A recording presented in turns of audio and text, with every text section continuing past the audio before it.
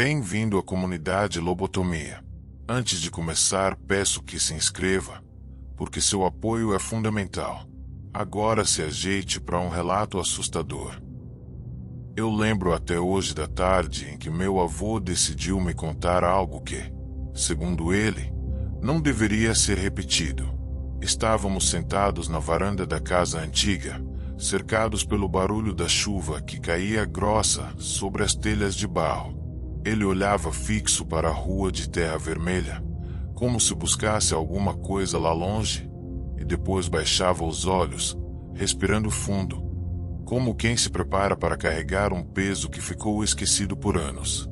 Naquele momento, ele me disse em voz baixa que só me contaria uma vez, que, se eu tivesse coragem de ouvir, deveria também ter coragem de não perguntar de novo. Suas mãos, marcadas pelo tempo, tremiam levemente quando ele levou a caneca de café à boca. Eu podia sentir que havia algo diferente naquela conversa. O jeito como ele falava, quase em sussurros, fazia parecer que alguém poderia escutar de dentro da escuridão do quintal. Como se aquilo que estava prestes a ser revelado ainda tivesse forças para atravessar o tempo e o silêncio. Eu não sabia se devia insistir. Parte de mim queria levantar e ir embora, porque o olhar dele não era o de costume. Mas, ao mesmo tempo, havia uma sensação estranha de que aquela história precisava ser ouvida, como se fosse uma herança que não se deixa guardada para sempre. E foi assim, naquela noite abafada dos anos 80, em uma pequena cidade perdida no interior do Pará, que meu avô começou a me contar a lembrança mais sombria de sua vida. Uma lembrança que até hoje ecoa na minha mente, como o som distante de um trovão que nunca deixa de anunciar a tempestade. Naqueles anos, a cidade era pequena e quase todo mundo se conhecia. As ruas eram de terra batida, a iluminação vinha de poucos postes enferrujados. Quando anoitecia, a escuridão parecia engolir os quintais. O ar cheirava a madeira molhada, a fumaça das cozinhas se misturava ao cheiro de chuva e do mato que crescia ao redor das casas. Era um lugar simples, onde as pessoas viviam da plantação e da criação de animais. Mas, como meu avô dizia, até nas cidades mais tranquilas sempre existe um pedaço escondido que ninguém gosta de comentar.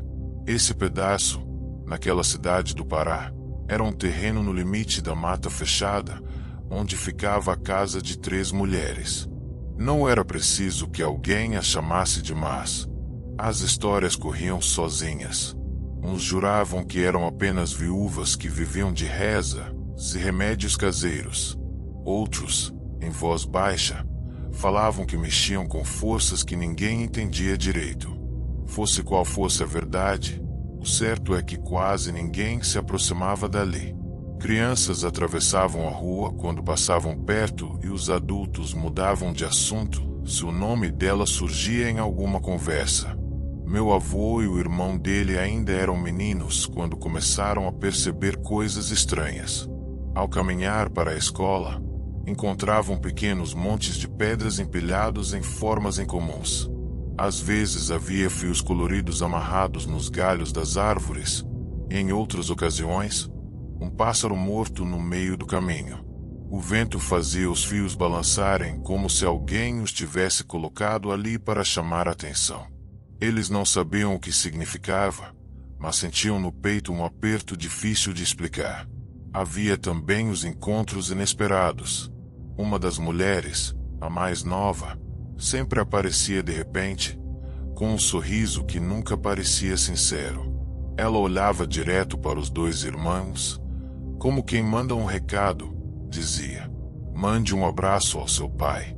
Não importava se estavam sozinhos ou na companhia de outras pessoas. As palavras dela soavam como um aviso escondido, algo que os meninos não sabiam decifrar, mas que instintivamente entendiam como ameaça. Eles nunca repetiram o recado. Guardavam aquilo em silêncio, esperando que o pai não soubesse, como se estivessem protegendo-o de algo invisível. O pai, por sua vez, era um homem reservado, conhecido por ser trabalhador e dedicado à família. Ele evitava cruzar o olhar com aquelas vizinhas. Se por acaso se encontrava com elas na estrada, fingia estar distraído ou olhava para o chão, acelerando o passo. Meu avô sempre dizia que essa era a prova de que ele sabia de alguma coisa, mas preferia o silêncio. As semanas foram passando, e os sinais ao redor da casa da família começaram a aumentar. Numa manhã, encontraram galinhas mortas espalhadas pelo quintal. Em outra, viram fumaça saindo do telhado da casa das mulheres em plena madrugada, quando todo o resto do bairro estava escuro.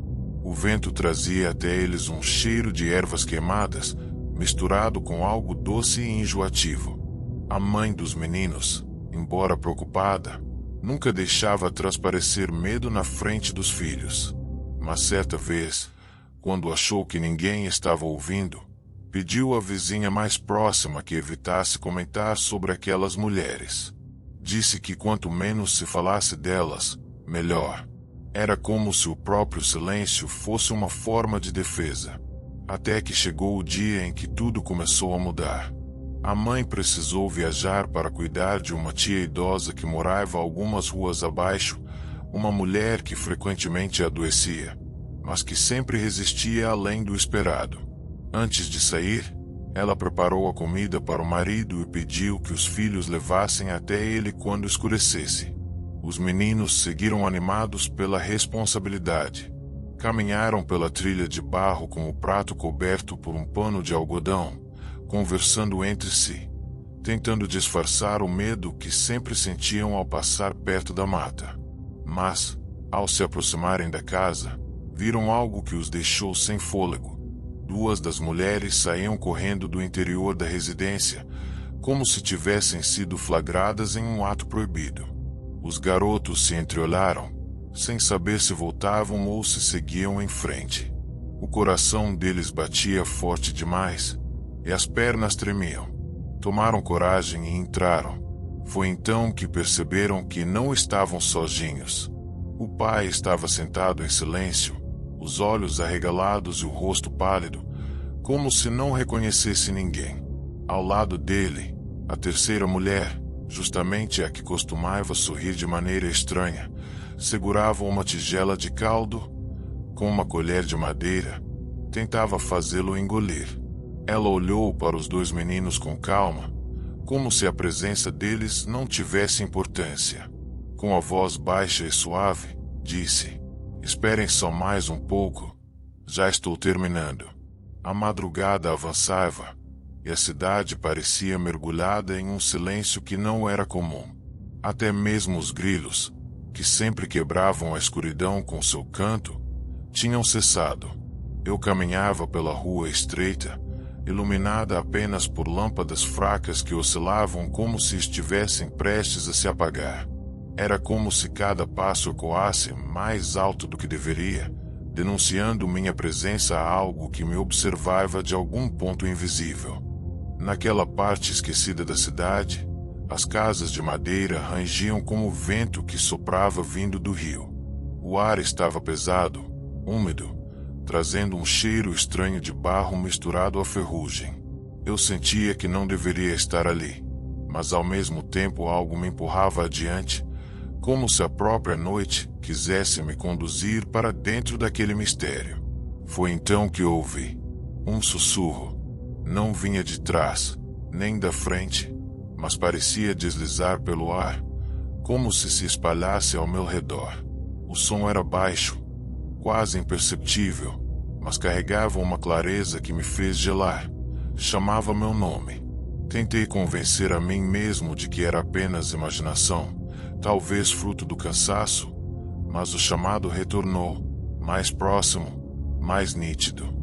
As janelas das casas fechadas revelavam sombras que não correspondiam a nada visível.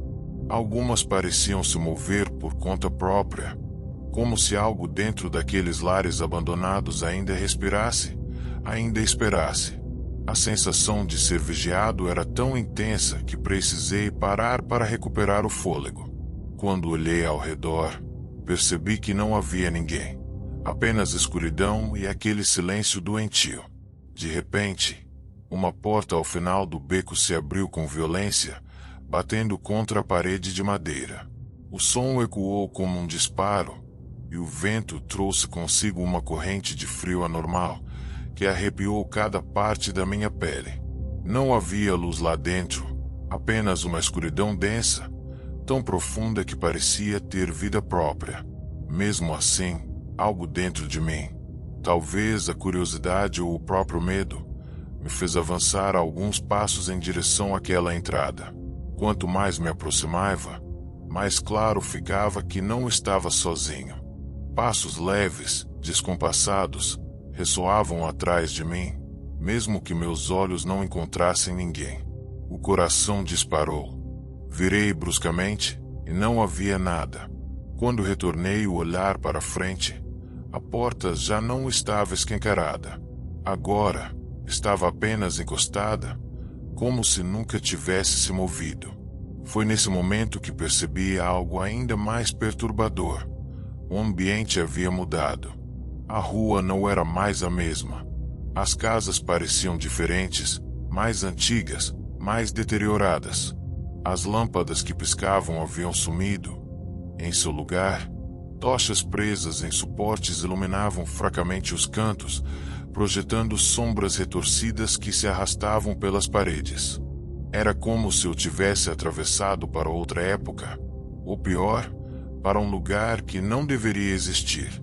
Os sussurros retornaram, agora em vozes múltiplas, sobrepostas, como um coral distorcido.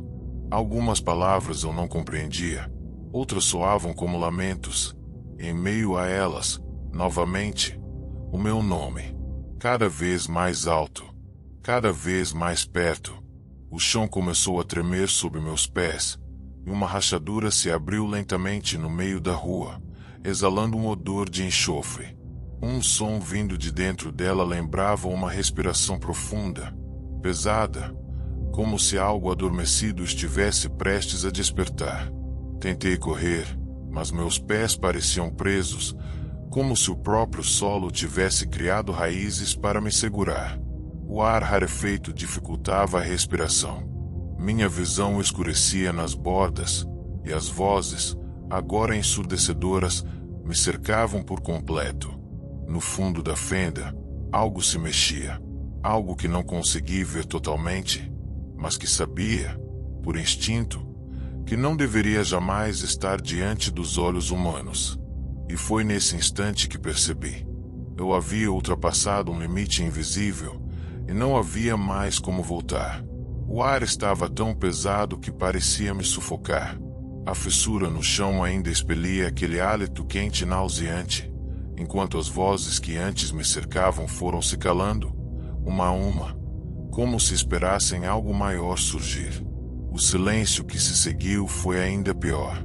Não era ausência de som, era como se a própria noite tivesse parado para observar. Meus olhos não conseguiam desgrudar da fenda. Havia movimento lá embaixo, como braços tentando emergir, como se a terra quisesse expelir algo há muito enterrado. Cada parte do meu corpo gritava para fugir, mas minhas pernas tremiam tanto que mal consegui dar 2 passos para trás. Foi nesse instante que percebi. Eu não estava preso apenas ao lugar, estava preso ao que havia sido despertado. As tochas que iluminavam a rua começaram a apagar uma por uma, até restar apenas uma, balançando sob um vento que não vinha de lado algum. No reflexo instável da chama, vi uma sombra crescer atrás de mim, tão imensa que cobria as paredes e alcançava os telhados. Não precisei olhar para saber que não estava sozinho. Algo estava ali, de pé, imóvel, respirando em minha nuca. Quando finalmente tive coragem de virar, não havia forma definida. O que vi foi pior do que qualquer criatura. Era como um aglomerado de trevas, com olhos vermelhos pulsando como brasas. Não havia rosto, não havia corpo. Apenas um contorno que parecia se moldar à minha própria silhueta. Era como se estivesse me copiando, me refletindo, aguardando o momento certo para ocupar o espaço que era meu. Senti um frio subir pela espinha, e então compreendi. Aquilo não precisava me tocar para existir. Bastava eu reconhecê-lo. Bastava eu aceitá-lo.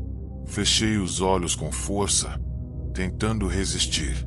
Contei os segundos, ouvi minha própria respiração acelerada.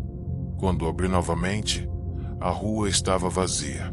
As casas voltaram ao aspecto comum. As lâmpadas elétricas substituíam as tochas, e a rachadura havia desaparecido como se nunca tivesse existido. Tudo parecia normal, mas eu sabia que não era.